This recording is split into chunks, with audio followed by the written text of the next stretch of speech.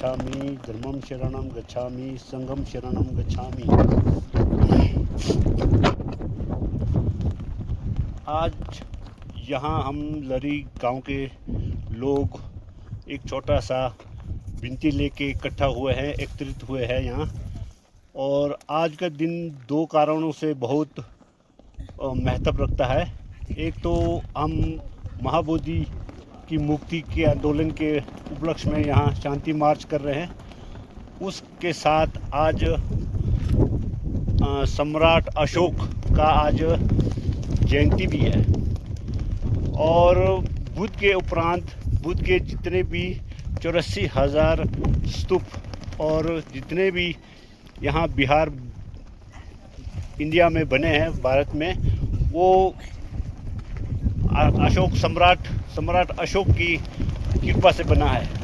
आज हम जितने भी बुद्धिस्ट लोग हैं जो बिहारों में पूजा अर्चना जो भी हम करते हैं, उसका बहुत बड़ा योगदान सम्राट अशोक का रहा है। आज जितने भी जहाँ भी महाबोधि का निर्माण भी अशोक सम्राट ने अपने समय में किया था, तो उन्होंने कलिंगा के युद्ध के बाद 39 दिन महाबोधि में जहाँ महात्मा बुद्ध को निर्माण प्राप्त हुआ था, वहाँ उन्होंने तपस्या किया।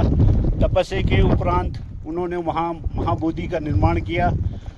और उसके बाद उन्होंने पूरे भारतवर्ष, पूरे जम्बू द्वीप, जो अशोक सम्राट के समय में बहुत बड़ा इलाका था, जिसमें पाकिस्तान, अफ़गानिस्तान, बलूचिस्तान, ये सारा भारत में सम्मिलित थे एक अशोक के उनके राज्यकाल में। तो इतने बड़े इलाके में उन्होंने बुद्ध धर्म का प्रचार किया।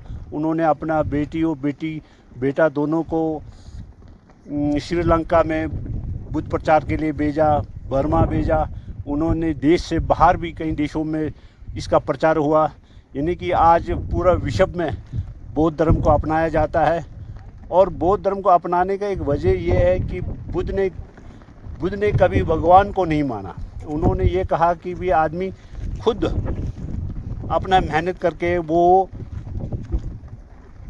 यानी कि भगवान बन सकता है, भगवान स्वरूप महापरिनिर्वाण को प्राप्त कर सकता है। उन्होंने लोगों को ये कहा कि मैं जो भी कहता हूँ उस पर तुम्हें आंख बंद करके विचार करने की आवश्यकता, यानी कि उसमें विश्वास करने की ज़रूरत नहीं है। तुम उन्हें परखो, देखो, अगर तुम्हें अच्छा लगता है तो उसको अपनाओ। तो ये एकमात्र ऐसा धर्म है जिसमें एक व्यक्ति को पूर्णतः आज़ादी देता है कि वो उस धर्म को अपनाए ना अपनाए। कई धर्मों में ज़बरदस्ती धार्मिक धर्म को मानने पे मजबूर किया जाता है, अंधविश्वास पे, पाखंड पे आधारित होता है। मगर बुद्ध धर्म एक साइंस पे, एक विज्ञान पे आधारित धर्म है, इसलिए ये धीरे धीरे पूरे विश्व में फैल रहा है। तो अशोक सम्राट का बहुत बड़ा देन है हमारे ऊपर। और आज बुद्ध की धरती, जैसे हमारे यशस्वी प्रधानमंत्री ने विदेशों में कहा कि हम बुद्ध के देश से आते हैं, और अंबानी जी के पत्नी ने भी कहा कि हम बुद्ध के देश से आते हैं। तो ये वास्तव में एक वक्त बुद्ध का शासन था यहाँ पूरे भारत में। तो इसका पतन का एक वजह भी रहा हुआ है कि ऐसा पतन हुआ है। तो अधिक मैं ज़्यादा विस्तार में ना जाते हुए, मैं जो सरकार अभी है, आज ये बहुत तेज़ी से महाबोधि को मुक्त करने का आंदोलन पूरे विश्व में चला हुआ है। और विधानसभा, राज्यसभा, सब जगह ये आवाज़ें उठ रहा है। तो हमारे सरकार से भी निवेदन है कि वह इस मुहिम को गंभीरता से लेकर के बुद्धों के जो महाबुद्ध विहार है उसको बुद्धों के हवाले करें। ये हमारा अपील है और हम स्पीति से इसका अपील करते हैं।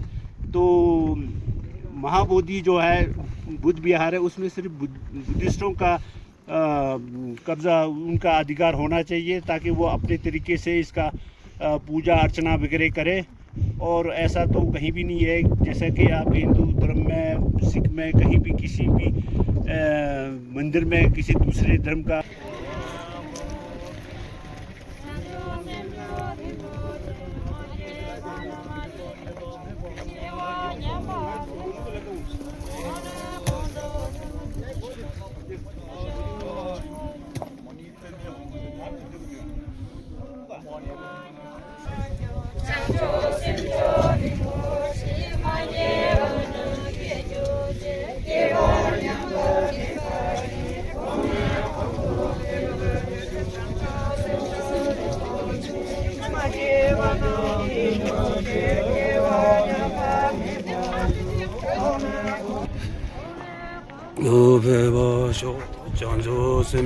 rimboche mage barange choche onimo mebo one kondo pevasho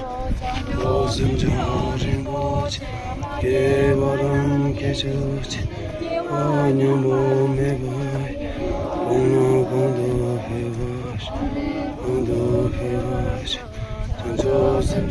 rimboche ke barange choche Kewanya mone bai, ono kondo keba, tanjo simjo rimbo, keba sho, jo simjo rimbo che, barangi, kewanya mone bai, jo simjo rimbo che, nange jo che, kewanya mone bai. Mundo vevasho, sinjorimboche, que vanan que choche,